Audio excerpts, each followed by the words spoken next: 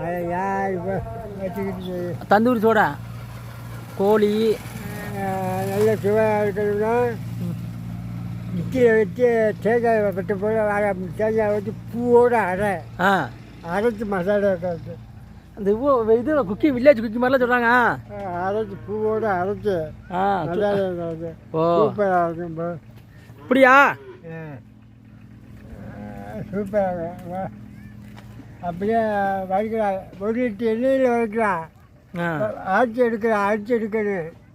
ஒரு லிட்டர் எண்ணெயில் மசாலா கலந்து அரைச்சி எடுத்து வச்சுக்கிட்டே பாரு புட்டு பாரு விற்க கையும் மாறாது. பிரியாணி கூட செய்யு டேஸ்ட்டியா? பிரியாணி கூட செய்ய.